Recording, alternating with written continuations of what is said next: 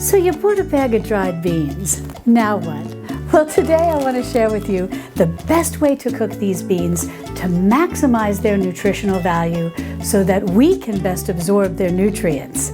Plus, I'll show you how to make them very tender and tasty.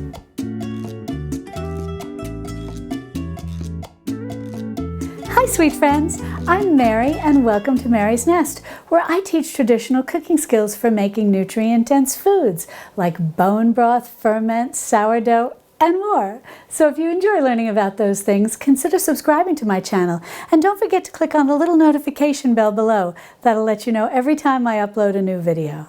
Dried beans should be a staple in everyone's pantry. They're wonderful to have on hand. Plus, they are a lot less expensive than canned beans. And although, yes, they do need to be soaked, there's really very little work on your part. Today I'm going to be preparing pinto beans, but you can use any dried bean that you like. You can have navy beans, you can have cannellini beans, kidney beans, black beans. The rules are the same. Now this is a 4-pound bag of pinto beans, but I'm just going to cook a pound. And a pound of beans, really any bean that you may be working with, is going to be about 2 cups. Now the first thing that you want to do is just scoop out your first cup of beans and get some type of colander or mesh strainer, whatever you have. And if you don't have either of those, you can just go ahead and put these in a bowl. What we want to do is give them a good rinsing to get rid of any dust or dirt that may be on them, and then just feel around to make sure that there are no little stones or pebbles mixed in. So you're just going to take them over to the sink, give them a good rinse, which is exactly what I've done with these. They're still wet, that's fine. And I'm just kind of looking through, seeing if there's any beans that look a little funny, maybe a little off in color, or if I see any little pebble, I'll get that out now, and that's all that you want to do at that point. Next, you want to get a nice large pot, and you want to transfer your beans into the pot. Next, for every pound of beans you have, the 2 cups, you want 10 cups of water. And I like to just use a nice room temperature water, not cold, not hot. Now this was an 8-cup measuring cup, but I had it filled right to the rim, so that's just about 10 cups.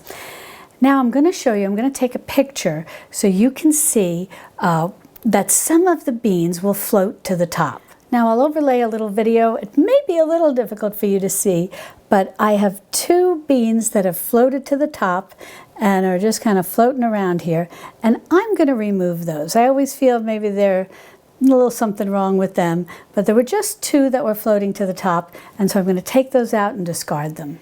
Now I'm not going to add anything else to soak these beans other than the plain room temperature water. Some people will recommend adding a little bit of baking soda, but there's some evidence now that the baking soda may actually leach out the B vitamins from the beans, making them less nutritious for us. So now scientists are often recommending that we leave out the baking soda. Now the real hard work. We're going to cover them and let them soak.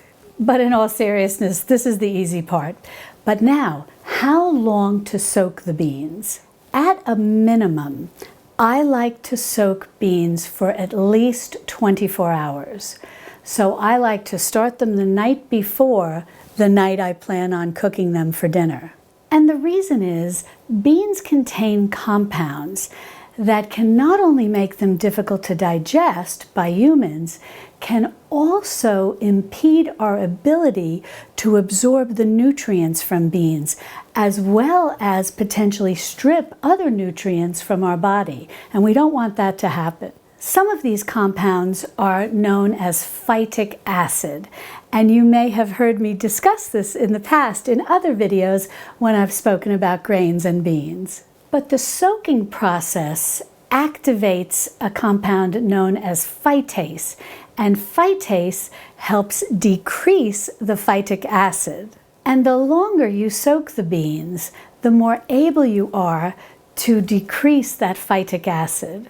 So if you can soak these beans for 24 hours, you will help decrease a lot of that phytic acid, thereby making the nutrients in the beans more available to be absorbed by your stomach. Now, if you can only soak them for 12 hours, 12 hours is better than nothing. But if you can go for those 24 hours, all the better. And if you're feeling incredibly industrious, soaking beans for 48 hours is the ideal time. Now, if you soak your beans for 48 hours, you will significantly decrease the phytic acid. But if you decide to do that, at the 24-hour mark, drain the beans, rinse them, and put fresh water into your pot with your beans and let them soak the next 24 hours.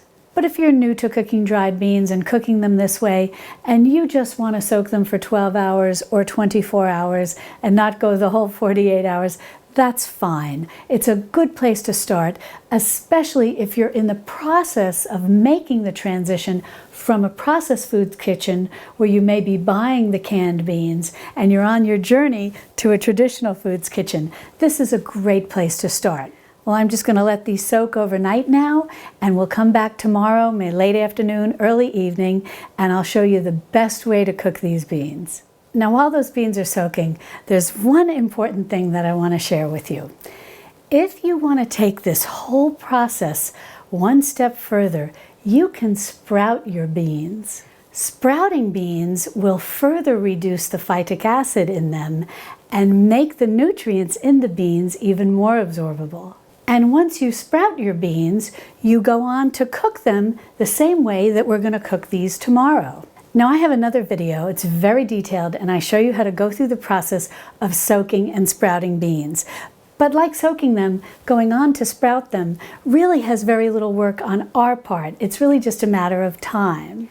So if you're feeling adventurous and you want to try your hand at sprouting your beans, I'll be sure to link to that video in the iCards above and in the description below. Well, it's late afternoon of the next day, and these beans have been soaking for 24 hours now. And I'm going to overlay a picture, and you'll see that there's just like a little foam that comes to the top, and there's a few bean skins that have come off and are floating on the top. I'm going to remove those. But the first thing that we're going to do is we're going to go ahead and we're going to give these a good rinse. Well, I drained off all the water, gave these beans a good rinse, and now I'm going to put them back in the pot, and we'll get ready to cook them. And now remember, we have 1 pound of beans, which are approximately 2 cups, so we need 10 cups of water, and that's about what I have in here. So we'll just go ahead and pour that in, and this is just plain room temperature water.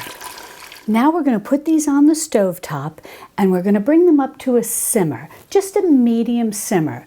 You don't want to boil your beans, and we're not going to add anything in. No salt, no seasoning. We want to cook them just in the plain water.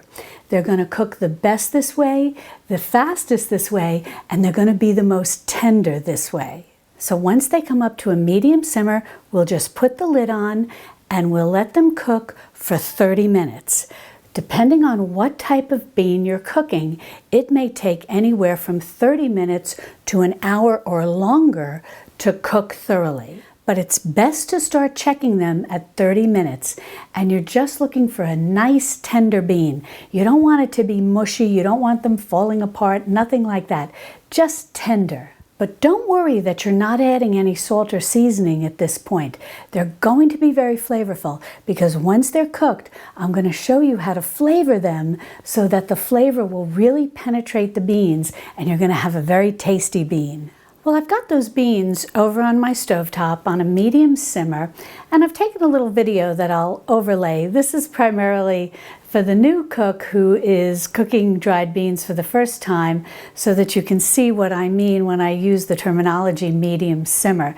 You definitely don't want to boil the beans.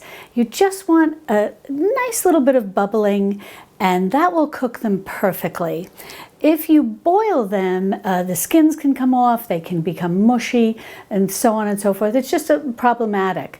But that medium simmer is perfect. As it comes up to a medium simmer that you'll be able to see in the video that I overlaid, there will be some foam that'll come to the top. It's really nothing to worry about. If you want, you can skim that off, but it's really not necessary. Now, earlier in the video, I spent a lot of time talking to you about the downside of phytic acid, but phytic acid actually has a good side. Scientists have discovered that phytic acid is an antioxidant, and so it plays a role in disease prevention. I found this fascinating. So the fact that we are able to decrease some of the phytic acid through soaking the beans is a good thing because we want to be able to digest them and absorb the nutrients. But the fact that we can't really deactivate, so to speak, all the phytic acid is not a bad thing. It may actually be a good thing because we get the best of both worlds. We digest the beans, we absorb the nutrients, and we get the antioxidant benefits of the phytic acid. So it's a very interesting topic, and I highly recommend that you do some research on it because much of it is related to our ancestral background, our genetics, and what agrees with us and how we should eat. And I think that you'll find it very interesting. I discussed this more in another video, which I'll be sure to link to in the iCards and in the description below if you'd like to learn more. Well, my pinto beans have cooked beautifully. I checked them at about 30 minutes, and they just needed a few more minutes, so I let them go maybe 35, 40 minutes. They're intact, and they're beautifully tender. And I'm going to overlay a close-up picture so that you can see them nice and close up. And this is exactly what you're looking for, intact with their skins on. Now I'm going to take a video and overlay it so you can see this up close. But what you're looking for is that the bean has a little bit of resistance, so it's still got some body to it, so to speak, that it's not mushy, yet you can break it easily with your fork. That's exactly what you're looking for. And then take a taste, see if it agrees with you, see if you like the texture in your mouth, and you'll know that your beans are done perfectly. Now, I want to give you a tip so that you have perfectly seasoned beans. What you want to do at this point is leave them sitting in their cooking water and add your seasonings now. So what I like to do for 1 pound of beans is add a tablespoon of salt. And this is just a fine ground sea salt. And I'm just going to go ahead and sprinkle that right into the cooking water with the beans still in there. And I'm going to get a spatula and give it a little stir. So I'm just going to stir that around a little just to help that salt dissolve. And then at this point, you can also add anything else that you want. Any herbs, spices, a bay leaf, anything that you like. And then you're just going to let them sit in this hot water for a few minutes to allow them to absorb some of that flavoring. So after you've let them sit in the seasoned water for a little bit, and don't worry, you can let them sit in that seasoned water up to 30 minutes. It's going to be cooling off and your beans are going to be fine. They're not going to get overcooked. So after they've sat in this seasoned water for a little bit, we're going to drain them and I'll show you your perfectly cooked beans. Well, look at these glorious beans, perfectly cooked and ready to use in any recipe that you want. If you want to put them in soup, they're already cooked. You just put them in at the last minute to just warm through. It'll be wonderful. You can use them in nachos. You can put some on top of salads. You can just toss them with some olive oil and vinegar, maybe a little oregano. They'll be wonderful. They'll stay fresh in your fridge for a number of days, and you can also freeze them, and they'll stay fresh in your freezer for about 2 to 3 months. Well, I let these soak in the salted water for about 5 minutes or so. So let's give them a taste and see how well they absorbed that brine. Perfect. Delicious. Well, these beans are delicious. They're perfectly seasoned. Now, if you would like to serve beans on toast and you want to learn how to make your own bread, be sure to click on this video over here where I show you how to make homemade bread with yeast, without yeast, with sourdough starter, a whole variety of different types of breads. And I'll see you over there in my Texas Hill Country kitchen. Love and God bless.